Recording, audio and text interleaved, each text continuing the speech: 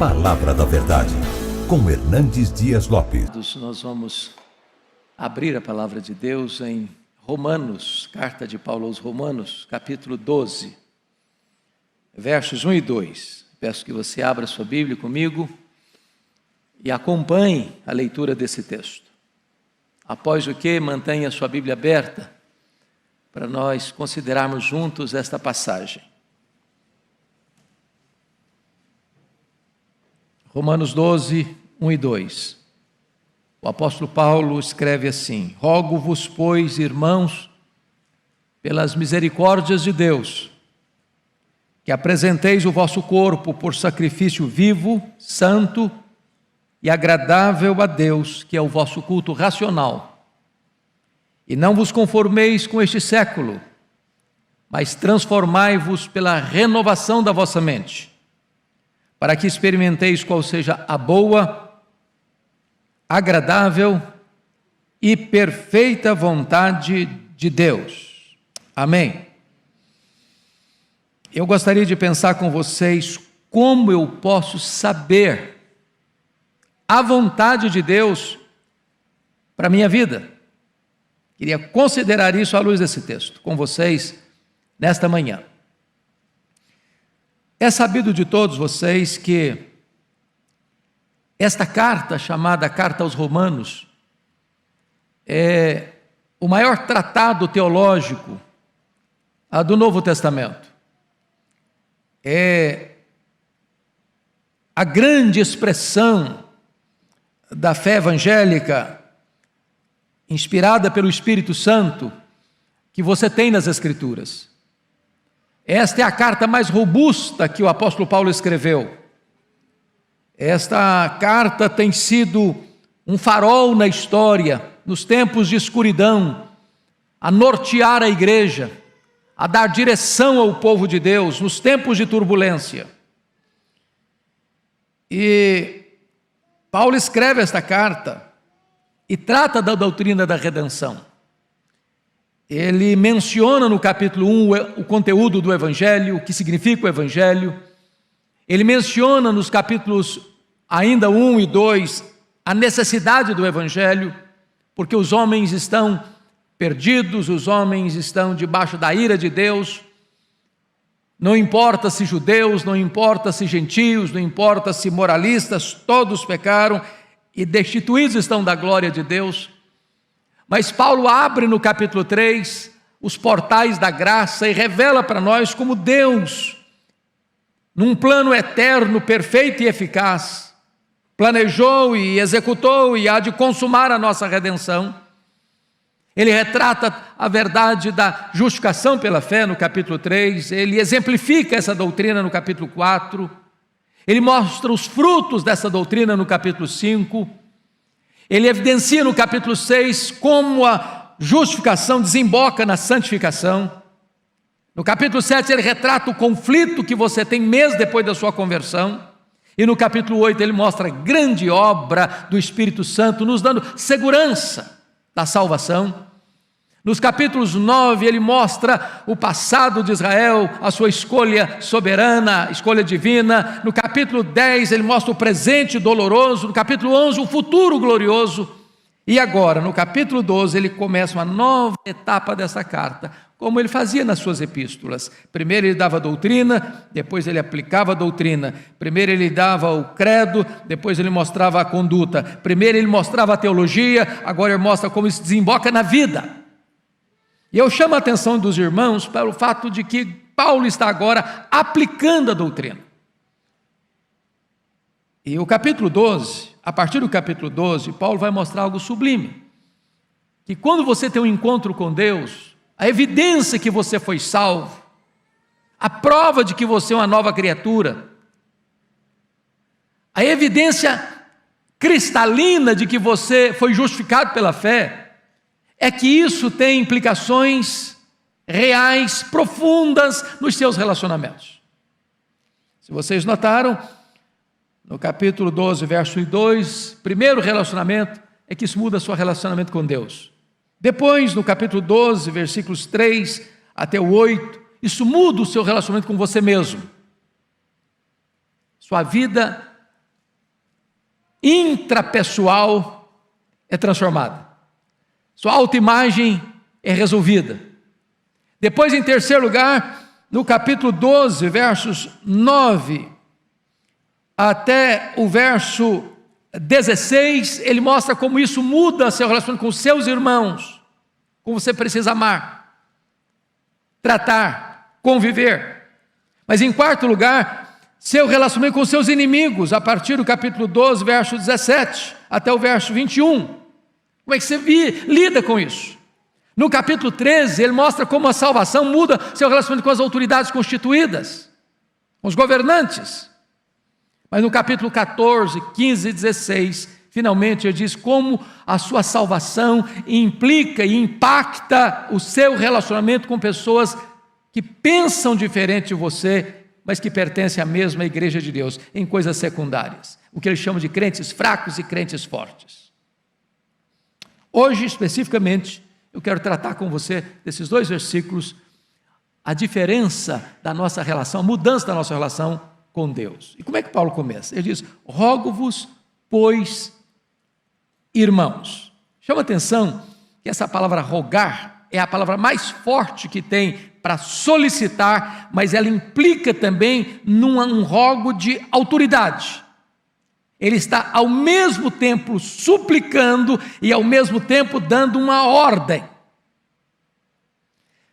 Notem a preposição pois, rogo-vos, pois. Esse pois aí é o liame, é o vínculo, é a ponte, é a conexão entre o que ele escreveu até no capítulo 11, que é a doutrina, que é o ensino, que é o conteúdo doutrinário, que é o conteúdo teológico, aquilo que Deus fez por você, para conectar agora com o que você vai fazer para Deus.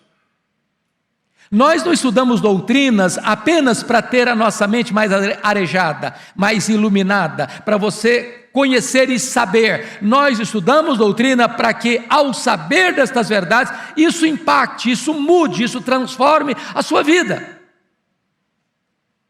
Reflita nos seus relacionamentos. Então notem comigo, ele está rogando: rogo-vos, pois, irmãos, pelas misericórdias de Deus. Quando ele diz pelas misericórdias de Deus, ele está relembrando esta igreja tudo o quanto ele ensinou até aqui acerca da salvação. Você e eu fomos alcançados por causa da misericórdia de Deus. Eu estava perdido e ele me achou. Eu estava sujo e ele me lavou. Eu era escravo e ele me libertou. Eu estava condenado e ele me justificou. Eu estava morto e ele me deu vida. Tudo isso é a expressão da misericórdia de Deus por nós.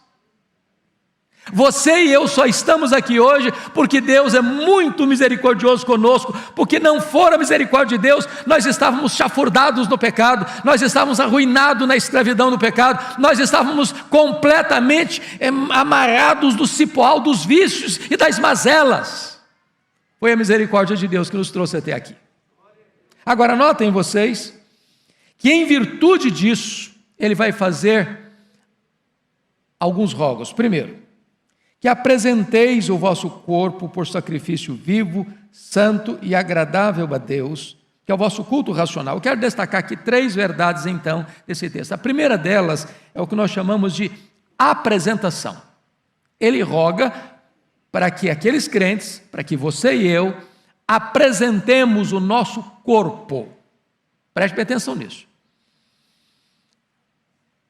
O pastor Arival tratou hoje aqui no batismo da antiga aliança, onde o sinal da aliança era a circuncisão. Agora, na nova aliança, o sinal é o batismo. Lá na antiga aliança, o sacerdote, representando o povo, levava ao altar um cordeiro, que era imolado e oferecido. Agora, na nova aliança, não tem mais cordeiros, porque o Cordeiro de Deus, perfeito e imaculado, foi imolado, foi sacrificado, se ofereceu de uma vez para sempre. varrendo, portanto, do altar os animais mortos. E agora é você quem oferece o seu corpo no altar de Deus como sacrifício. Paulo está aqui, meus irmãos, combatendo o que estava no pano de fundo cultural da sua época, que era o pensamento grego, que o corpo era um túmulo, que o corpo era um claustro, que o corpo era uma prisão, e que isso desemboca em muitas doutrinas e pensamentos errados hoje. Por exemplo, o ascetismo, monastérios, isso é fruto do gnosticismo pagão, grego, que o corpo precisa ser flagelado, o corpo precisa ser castigado, o corpo não importa. Ou isso vai levar para um outro extremo, que é uma vida sem regras, de licenciosidade, de pecado desbragado. Aí Paulo diz, não, o nosso corpo tem valor. Esse corpo foi comprado, Deus o criou, Deus o comprou com o sangue do seu Filho. Esse corpo não é seu, esse corpo é propriedade de Deus, esse corpo é a morada do Espírito Santo, esse corpo é habitado pelo Espírito Santo, esse corpo precisa ser colocado agora a serviço de Deus, como sacrifício a Deus. Agora, que tipo de sacrifício? Olha comigo. Rogo-vos, pois, irmãos, pelas misericórdias de Deus, que apresenteis o vosso corpo. A palavra apresentar aqui, na língua grega, é a mesma palavra que o sacerdote fazia para o sacrifício, onde ele colocava o sacrifício, o holocausto, no altar e não podia tomar de volta. É uma entrega de uma vez para sempre, sem retorno mais.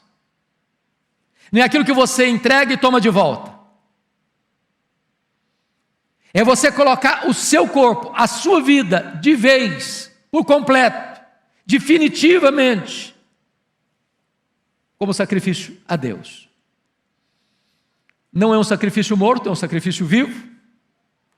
Não é um cordeiro que vai se esperneando contra a sua vontade, mas é voluntário.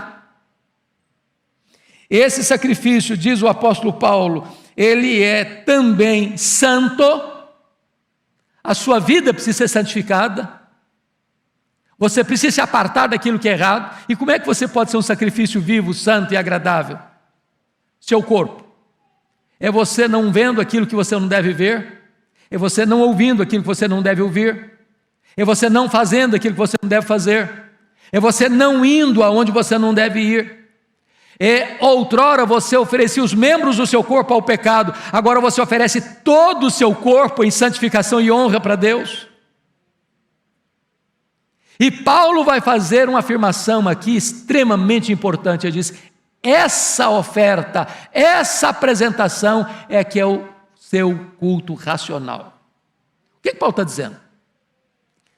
Às vezes, irmãos, na nossa mente ou na nossa visão apenas popular, a gente tem a ideia de que culto é aquilo só que eu faço quando eu entro para os umbrais do templo, para as portas do templo. Agora eu vou prestar culto, agora eu estou cultuando, aqui com os meus irmãos estou cultuando, e é verdade, nós estamos cultuando. Mas quando eu saio para fora do ambiente do templo, bom, agora não estou cultuando mais, agora o negócio é comigo. Agora eu não me importo mais com o que eu falo, agora eu não me importo mais com o que eu faço, agora eu não me importo mais com o que eu penso, agora eu não me importo mais aonde eu vou, eu não tenho mais nenhum compromisso com os meus olhos, com os meus ouvidos, com as minhas mãos, com os meus pés, com o meu coração. Paulo diz, não. É preciso existir uma consistência entre o culto que você presta coletivamente com o povo de Deus e a prática da sua vida lá no seu trabalho, lá dentro da sua casa, lá nas suas atividades estudantis, lá nas suas atividades comerciais. Tudo isso é culto a Deus. A palavra racional aqui não é razão em oposição à emoção, não. A palavra aqui é lógico, é coerente, é que o culto que Deus aceita é o culto coerente. Quando você vem para esta casa para adorar a Deus, isso é apenas uma somatória daquilo que você viveu dentro da sua casa, lá no seu trabalho, lá nas suas atividades. Esse é o culto que Deus aceita. É a vida. É por isso que a Bíblia diz lá acerca de Caim, que Deus não aceitou Caim e não aceitou a sua oferta. E é por isso que a Bíblia diz que Deus aceitou Abel e aceitou a sua oferta. Antes da oferta vem a vida, antes da liturgia vem a prática, antes do culto coletivo vem o seu culto individual. Primeira coisa então é a apresentação. Segunda coisa que Paulo trata desse texto é inconformação. Veja comigo o verso 2: e não vos conformeis com este século. Bom, você nota que a palavra conformar e a palavra que em seguida vem mais transformai-vos, transformar, ambas têm a mesma raiz. Qual é a raiz aqui? Forma. Conformar, transformar. Ambas usam como raiz a palavra forma. Na língua portuguesa, só temos uma palavra para isso, mas na língua grega tinha duas palavras bem distintas e muito importantes para entender o contexto aqui. Existia a palavra esquema e a palavra morfê. Esquema é uma forma que está mudando todo dia, toda hora, dependendo do ambiente, da situação, do contexto. A palavra morfê é uma forma inalterável, imutável, sempre a mesma. Quando Paulo diz, não vos conformeis com este século, ele usa a palavra esquema. O mundo tem uma forma, o mundo tem uma forma, o mundo tem uma ética, o mundo tem uma cosmovisão, e o mundo não tem valores absolutos, são valores relativos, é uma ética situacional, depende. O que foi vergonhoso ontem é aplaudido hoje, o que era errado ontem é aceito hoje, o que era pecado ontem, hoje é apenas uma doença, uma fraqueza, uma tendência, ou seja, o mundo está mudando. Paulo está dizendo o seguinte: não ponha o seu pé nessa forma, não entre nesse esquema, não pense pela formatação desse mundo, não deixe que esse mundo formate a sua cabeça, não deixe que você tenha a mesma cosmovisão deste mundo que não tem verdades absolutas, é relativo, é situacional, é conveniência. Paulo diz, não se conforme com isso, não ponha o seu pé nessa forma, não se amolde a essa forma. Ô irmãos, ninguém precisa ser um especialista para ver isso. Você liga a sua televisão, você fica chocado quando as pessoas fazem apologia do erro, apologia do pecado, apologia do vício. Parece que quanto mais degradado, degradante, aviltante uma situação, mais as pessoas aplaudem. A questão hoje não é apenas de tolerância do erro, não, é inversão de valores. É o que o profeta Isaías disse, as pessoas estão chamando luz de trevas e trevas de luz, elas estão chamando doce de amargo e amargo de doce, as pessoas estão chamando o errado de certo e o certo de errado. E Paulo está dizendo, não se conforme com isso, não entre nessa forma, não se amolde a isso, não deixe que isso formate a sua cabeça, não pense com a cabeça do mundo. Mas agora notem comigo que vem a terceira palavra que eu fecho aqui, que é a palavra transformação. Ele diz, não vos conformeis com este século, mas transformai-vos pela renovação da vossa mente. Então você tem um corpo consagrado e você tem uma mente transformada. Mas a palavra transformai-vos é a mesma palavra, por exemplo, que aparece lá na transfiguração, que Jesus foi transfigurado. E trazendo para uma palavra do português que todo mundo conhece aqui, é a mesma palavra metamorfose. É uma mudança não externa, mas uma mudança de dentro para fora, uma mudança de essência.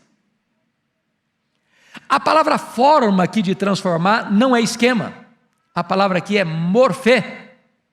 E morfê é uma forma que não muda nunca.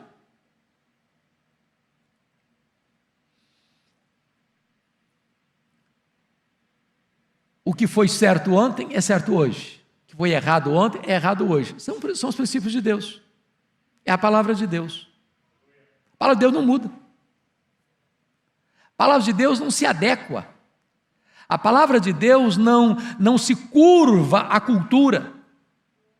Não é porque a Suprema Corte, ou não é porque o Parlamento, não é porque a ONU, não é porque os organismos internacionais, não é porque o filósofo tal, o pensador tal, o teólogo tal, disse isso, disse aquilo, que agora é verdade. Não, é a palavra de Deus, ela é a verdade, ela é infalível, ela é inerrante, ela é suficiente, ela não pode jamais falhar, nem um tio, nem um Y da palavra de Deus vai passar, ela vai, passa o céu, passa a terra, ela vai continuar a palavra de Deus, ela é a verdade de Deus. Então Paulo diz, olha para este modelo que nunca muda, este modelo que é imutável, este modelo que é absolutamente certo, olha nele, mira nele, põe a sua mente nele, e diz a Bíblia então que a sua mente vai sendo o quê? Transformada, a sua mente vai sendo renovada. Louvado seja Deus, irmãos. É o processo da santificação. Mas eu disse para vocês que o meu tema nesta manhã é como entender a vontade de Deus para a minha vida. Talvez uma das perguntas que o pastor Ival mais escuta no gabinete pastoral, eu na minha lida pastoral, ou vocês nas suas conversas interpessoais, como é que eu posso saber qual a vontade de Deus para a minha vida? Isso não é uma coisa mística. Isso não é aqui um anjo que desce, olha, a vontade de Deus para a sua vida é isso, a vontade de Deus para a sua vida é aquilo. Conhecer a vontade de Deus, irmãos, é consequência de um estilo de vida. Quando você tem seu corpo consagrado e sua mente transformada, quando você se apresenta, quando você se inconforme, quando você é transformado, então naturalmente parece que Deus tira a venda dos olhos, parece que Deus tira o nevoeiro denso, a névoa escura, e revela, olha meu filho, a minha vontade para você é esta. Quanto mais perto de Deus, melhor você percebe o propósito de Deus para a sua vida.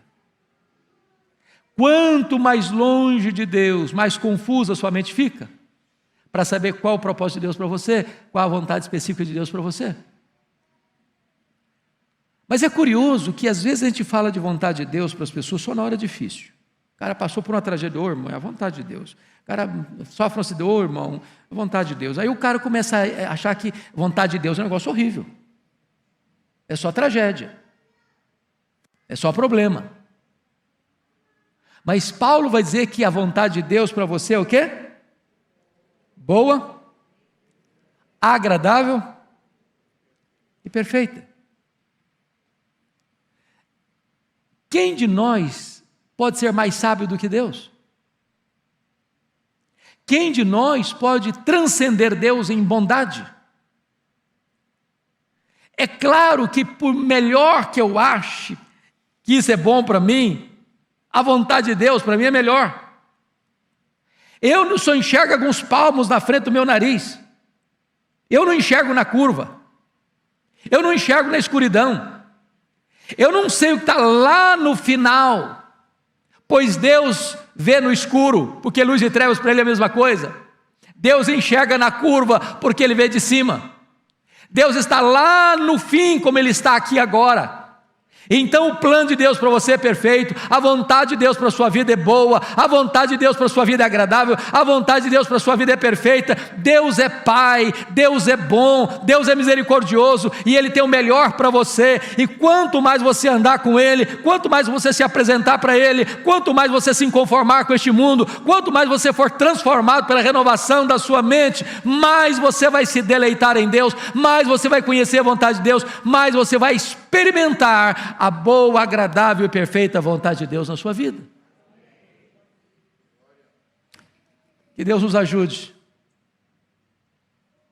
hoje a nos colocarmos no altar de Deus, para vivermos na presença de Deus e para a glória de Deus e para usufruirmos o melhor de Deus na nossa vida hoje. Vamos orar.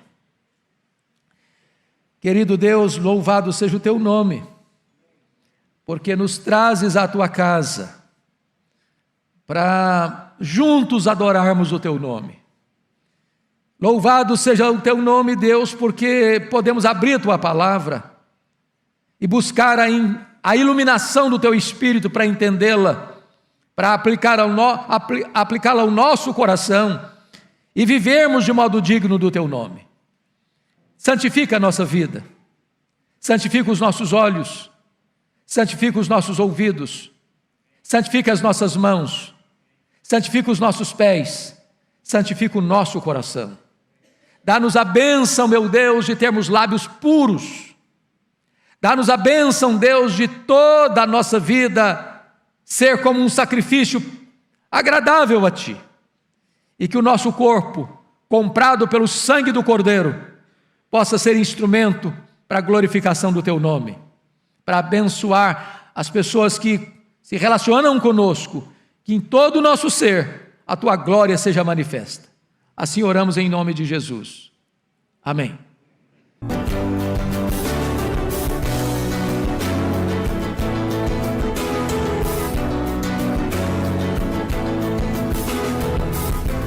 Palavra da Verdade, com Hernandes Dias Lopes.